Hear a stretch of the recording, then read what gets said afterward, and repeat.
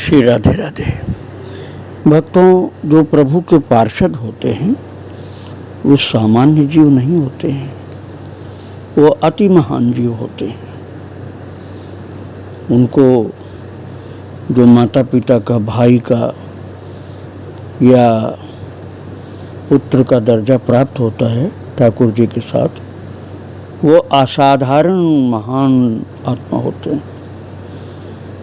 जैसे माता कौशल्या, ये पिछले जन्म में शत्रुपा माता थी, जिन्होंने नैमिषारण्य में मनु महाराज के साथ तप किया था, जहाँ पर इनको वरदान मिला था कि आप अगले जन्म में, अर्थात जो जन्म होने वाला है, मेरा अवतार जो होगा उसमें मेरी माँ बनोगी। तो प्रभु ने उस समय, भगवान ने, राम जी ने वरदान दे दिया था माँ को, माँ तो विवेक अलौकिक तोरे, कबहु न घटी अनुग्रह मोरे। माता, तुम्हारा अलौकिक जो विवेक है ये कभी घटेगा नहीं। मैं तुम्हारा बच्चा जरूर बनूंगा, लेकिन तुम्हारा विवेक सदा बना रहेगा, बरकरार रहेगा, विवेक में कमी नहीं आएगी। और ऐसा ही जीवन कौशल्या माता का था। भक्तों, दशरथ महाराज तो घबरा गए थे कि वचन का पालन करें तो निरपराध राम को वनवास भेजना पड़ जाएगा, अब मैं क्या करूं। इसलिए वो नहीं बोल पा रहे थे। स्वयं कैकेयी को ही कहना पड़ा कि मैंने ऐसा वरदान मांगा है। राम जी से कहा कि तुम्हें वनवास 14 साल का मिलेगा। तो राम जी तैयार हो गए कि बस इतनी सी बात थी, पिताजी को इतना दुखी कर दिया, मैं चला जाता हूँ माँ, मुझे तो बहुत प्रसन्नता है वन में जाने में। तो दशरथ तो उसी वेदना में शरीर ही छोड़ देते हैं। आगे दशरथ जी का व्याकुल स्वरूप जो प्रस्तुत किया गया रामायण में, वह बताया गया भक्तों। प्रणमो अवध भुआल सत्य प्रेम, जय राम पद बिछुरत दीन दयाल, प्रिय तन तृण परिहरो।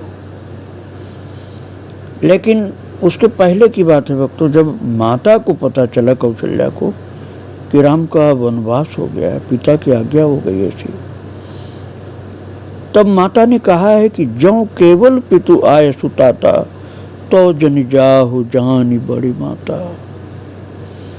बात ये थी भक्तों, उस समय माता के मातृत्व पर एक ऐसी शक्ति जागृत हुई थी, सहज वात्सल्य की, कि उनका विवेक जो था थोड़ा सा उस समय कमजोर पड़ने लगा। तो उन्होंने कहा कि जो केवल पितु आए सुताता, तो जन जाहु जानी बड़ी माता। यदि केवल पिता की आज्ञा है तो बेटा राम तुम वन को मत जाओ, मैं माँ हूँ, मेरा अधिकार बड़ा है बच्चे के लिए। लेकिन फिर सोचने लगी, मैं पुत्र मोह में आ गई क्या। फिर राम से पूछा कि वन जाने के लिए जो तुमको दंड मिला है, उसमें अपराध क्या तुम्हारा। तो उन्होंने कहा कि नहीं माँ, दंड नहीं मिला है मुझे, मेरी माता कैकेयी ने वरदान मांग करके वन जाने के लिए विवश किया है। मेरे लिए वन मांगा है 14 वर्ष के लिए, और भरत के लिए राज्य मांगा है। तब फिर कौशल्या माता संभल गई। उन्होंने कहा बेटा, यदि माता और पिता, माता कैकेयी और पिता महाराज दोनों की आज्ञा है तो मैं नहीं रोक सकती तुमको, क्योंकि माता कौशल्या का विवेक अद्भुत था, आदर्श माता थी। उन्होंने कहा, जो पितु मातु कहो बन जाना, तो कानन शत अवध समाना। यदि पिता की आज्ञा केवल होती तब तो मैं माँ होकर तुमको रोक लेती, लेकिन माता कैकेयी का भी अनुमोदन है, तब तो तुम्हारे लिए वनवास सैकड़ों अवध के समान है। तुम अवश्य वन को जाओ और बस मुझे भुला मत देना बेटा। मैं तुम्हारी याद में जीती रहूंगी। मैं अपने प्राणों की रक्षा करूंगी केवल इसी प्रतीक्षा में कि तू 14 साल के बाद मेरे सामने आएगा। हाँ, माता कौशल्या ने सीता को रोकने की कोशिश की थी और कहा था कि वन में बहुत कष्ट होगा बेटा, तुम मत जाओ। बेटी, तू वन की कठिनाइयां सहने योग्य नहीं है। कंटक युक्त तो ऊंचे नीचे रास्ते, भयानक वन, जंगली पशु, कैसे तू वहां रहेगी? माता कौशल्या ने जानकी मैया से कहा था, बेटा तुम्हारी जो ये कोमल शरीर है तुम्हारा ना, ये चरण बहुत कोमल है बेटा, जंगल में चलने लायक तुम नहीं हो।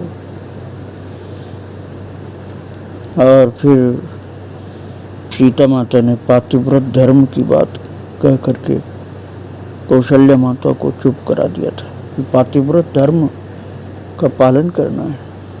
जैसे आप कर रहे हैं, मुझे भी तो पातिव्रत धर्म का पालन करना है, इसलिए मुझे जाना है। और भक्तों,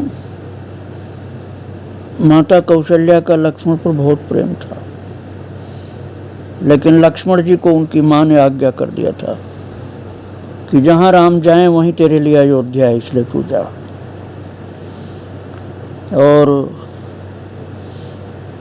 जब महाराज राम जी चले जाते हैं वन, तो दशरथ नहीं रोक पाए अपने को, शरीर उनका छूट गया। उस समय भरत जब अयोध्या में आते हैं, बुलवाए जाते हैं, माँ कैकेयी द्वारा राम को वनवास और पिता की मृत्यु का समाचार जब जानते हैं तो उनको बहुत दुख होता है। तो माँ के पास अर्थात कौशल्या माता के पास भरत जी जाते हैं कि मुझे मेरी माँ जो कैकेयी उससे तो शांति नहीं मिली, लेकिन कौशल्या माता राम जी की जननी है, राम जी की जननी राम की तरह से कृपालु है, वही मेरा दुख दूर करेंगे। तो महाराज वहाँ पर वर्णन है, माँ तो भरत के वचन मृदु, सोनी पोनी उठी संभारे, लिए उठाई लगाई उर, लोचन मोचति वारु। अब आप समझिए, कोई साधारण माता होती ना, तब तो यही कहती नहीं, इसी भरत के कारण मेरे बेटे को वन भेज दिया गया, इसको राज्य देने के चक्कर में कैकेयी ने मेरे बेटे को वन भेज दिया, इसलिए वो भरत से बात नहीं करती, कोई दूसरी माता होती तो। लेकिन कौशल्या माता ने सरल स्वभाव माँ ही लाए, अतिहित मनो राम फिरी आए, ऐसे हृदय से लगाए भरत को जैसे राम ही मिल गए। और माता भरत गोद बैठारे, आंसू पोंछ मृदु वचन उचारे। आंसू पोंछ करके बड़ी मीठी वाणी में माता ने भरत को समझाया, बेटा राम लक्ष्मण वन में गए हैं, वो वनवासी हो गए, महाराज तो चले गए शरीर छोड़ करके परलोक, अब उनका कर्म तुमको करना है और सबका आशीर्वाद है। और माता बहुत उपदेश करती है, लेकिन भारत जी कहते हैं कि माँ क्या आप भी यही कहोगे? मैं भला राम जी के राज्य को कैसे ले लूंगा? और जब भरत जी महाराज अपनी माँ कैकेयी को दोष आरोपित करने लगे तो माता कौशल्या ने रोक दिया, बोली काहू ही दोष देहु जनिताता, भाव मोहि सब विधिवाम विधाता। और माता ने कहा, बेटा भरत तो राम का विरोधी नहीं हो सकता, मुझे मालूम है, भय ज्ञान बर मिटे न मोहु, तुम राम ही प्रतिकूल न हो। किसी को ज्ञान हो जाने पर भी मोह भले न मिटे, लेकिन तुम राम के प्रतिकूल कभी नहीं हो सकते। और मत तुम्हार ये जो जग कहीं, सो सपने सुख सुगत न लहीं। माता कौशल्या ने भरत को कहा, बेटा जो कभी ये कहेंगे कि भरत की इच्छा से ये सब हुआ है, तो उसको उत्तम गति नहीं मिलेगी, वो अधम गति को जाएगा। ऐसा माँ के मुख से निकला है। और पिता के दाह संस्कार के पश्चात राज्यसभा में भरत को बुलाकर गुरु वशिष्ठ मंत्रियों एवं राजमाता की सम्मत से राज्य ग्रहण करने को जब कहते हैं, तो भरत जी कहते हैं ये नहीं हो सकता है, मैं अपने प्रभु का राज्य नहीं ले सकता हूँ, मुझे आप लोग आशीर्वाद दीजिए कि मैं जा करके चित्रकूट से ले करके आऊँ और वहीं पर राम जी को राज्याभिषिक्त करूँ। और माता कौशल्या को भरत के राज्य ग्रहण करने पर सुख दिख रहा था, पर भरत श्री राम को मनाने वन में जाने का अनुरोध करते हैं। माता कौशल्या ने तो भरत को कह दिया था, बेटा माता पिता दोनों की आज्ञा है, तुम राज्याभिषिक्त हो जाओ, मेरी भी इच्छा यही है। लेकिन भरत ने कहा, माँ मुझे आशीर्वाद दो कि मैं राम जी को राज्याभिषिक्त करके ले आऊं। तब माता कौशल्या भरत को आदेश देती हैं, भरत कैकेयी मेरे साथ चलेगी, वो श्री राम की माँ है, जिन्हें तुम मनाने जा रहे हो ना, वो राम कैकेयी को बहुत चाहते हैं। भरत जी कैकेयी को नहीं ले जाना चाहते थे चित्रकूट, लेकिन कौशल्या माता ने कहा नहीं, भरत राम की जननी है, वो कैकेयी को बहुत मानता है राम, इसलिए राम कैकेयी के बिना हम लोगों को देखकर प्रसन्न नहीं होगा। मेरी पूर्ण रूप से यही आज्ञा है कि तुम कैकेयी को साथ ले चलो। तो भारत को ले नहीं जाना था कैकेयी को, लेकिन कौशल्या की आज्ञा के कारण कैकेयी को ले करके श्री भरत जी चित्रकूट जाते हैं। और कौशल्या से भरत जी ने कहा था, माता यदि आप मुझ पर भी भैया राम के समान ही प्रेम करती हैं, तो भैया को आदेश दो ना कि वे अयोध्या लौट चलें। ये चित्रकूट में कहा था। भरत ने कहा था अपना राज्य संभालें भैया चल के, और मैं उनकी जगह वनवास काट लूंगा। तो कौशल्या ने उत्तर दिया था, बेटा मैं अपने पुत्र स्नेह में पढ़ करके अपने किसी पुत्र को धर्म एवं कर्तव्य के मार्ग से विचलित होने का आदेश नहीं दे सकती हूँ।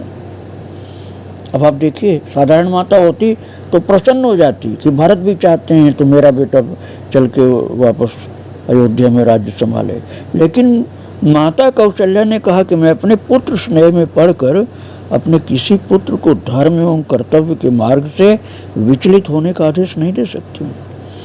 मैंने तुम्हें भी राज्य ग्रहण करने को कहा था, पर तुमने धर्म राम को मनाना समझा, तो मैंने तुमको बाध्य नहीं किया। किंतु मैं ऐसा नहीं कर सकती राम को कि तुम अपने धर्म का त्याग कर दो और वनवास न जा करके तुम चल के अयोध्या का शासन संभालो। ऐसा बेटा भरत मैं राम को नहीं बोल सकती हूँ। अब आप समझिए, बेटा राजा बनने जा रहा है, लेकिन माँ नहीं तैयार है इस आज्ञा को देने के लिए। और बहुत अद्भुत ज्ञान था माता कौशल्या को, और कैकेयी के बेटे को भरत को कितना चाहती है माता। अपने बेटे को कभी अविवेक अर्थात अधर्म की सम्मति नहीं देती है माता, और बल्कि यहाँ तक कह देती है माता तो कौशल्या माता, लखन राम सिय जाहु बन भल परिणाम न पोच, गहबर ही कह कौशिला मोहि भरत कर सोच। माता कौशल्या के हृदय की विशालता अद्भुत है भक्त। उन्होंने कह दिया, लखन राम से ये बन जाएं, मुझे इसकी कोई चिंता नहीं है, लेकिन मुझे तो भरत का शौक है कि भरत के लिए बहुत बड़ा कष्ट हो जाएगा। ये कैसे जिंदा रहेगा? मुझे भरत की चिंता है। गहवर ही कह कौशला, मोहि भरत कर सोच। भक्तों, माता कौशल्या के हृदय की विशालता, सरलता तथा समता अकथनीय है। वे एक आदर्श माँ की अवतार हैं। वे एक आदर्श माँ के साथ आदर्श पत्नी भी हैं। महाराज दशरथ की सबसे विश्वास पात्र महारानी हैं। दशरथ भले ही कैकेयी के सौंदर्य पर मुग्ध हो रहे थे, पर जो उनका विश्वास कौशल्या पर था वो अन्य पर नहीं था। वो राम वनगमन से अपने प्राण त्याग तक का समय महारानी कौशल्या के कक्ष में बिताते हैं और अपने अंतर्मन की पीड़ा तथा अंधे ऋषि द्वारा श्राप देने की घटना कौशल्या को ही बताते हैं, कैकेयी को नहीं। माता कौशल्या का व्यवहार अपनी सपत्नियों अर्थात सौतों के लिए, कैकेयी के लिए, सुमित्रा के लिए सगी बहन जैसा था। माता कौशल्या ने सुमित्रा और कैकेयी को अपनी सौत कभी नहीं माना, सगी बहन माना। उन्हें इस बात से कभी ईर्ष्या नहीं हुई कि राजा दशरथ कैकेयी को अधिक चाहते हैं। राम को वन भेजने के लिए एवं भारत को राजतिलक मांग लेने पर भी कैकेयी के प्रति कोई भी रोष कौशल्या को नहीं हुआ था। वे राम को माता कैकेयी की आज्ञा मानने को कहती हैं, जबकि कैकेयी के मन में मंथरा के बहकाने पर सौतिया डाह उत्पन्न हुई थी। पर कौशल्या अद्भुत है। वो कौशल्या का बुरा करने पर तो कैकेयी तुल गई थी, मंथरा के बहकाने पर कौशल्या ने सदा कैकेयी का ही पक्ष साधा था। भक्तों, सौतियों को भी अपनी सगी बहन माना था। भक्तों, कौशल्या माता की जैसी आदर्श माता बहुत मुश्किल है।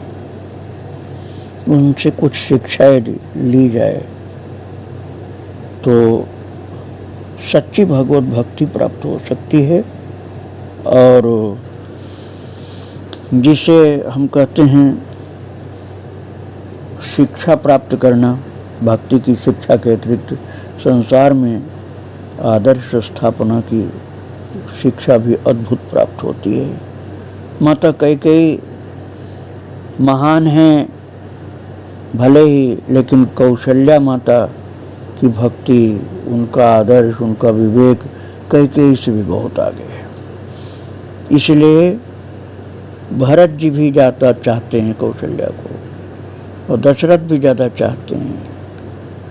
और महाराज पिछले जन्म में ही उनको जो मिल गया था आशीर्वाद कि मातु विवेक अलौकिक तोरे, कबो न घटी अनुग्रह मोरे, वैसा ही आदर्श जीवन था। कैकेयी ने तो खैर बदनामी सही राम की इच्छा देखकर, लेकिन कौशल्या ने हर कदम पर अपने विवेक को संभाल कर कार्य किया था। ये सब भगवान के पार्षद थे। मैं आज कौशल्या माता को याद कर रहा हूँ, उनके महान चरित्र को, उनके महान त्याग को, उनके महान निस्वार्थ जीवन को, उनके मातृत्व को, उनकी पत्नी व्रत अर्थात पातिव्रत को। एक आदर्श पत्नी थी, एक आदर्श माता थी, एक आदर्श बहन भी थी, एक आदर्श महारानी भी थी कौशल्या माता। उनके चरणों में बारंबार प्रणाम। सियावर रामचंद्र की जय। श्री राधे राधे। जय श्री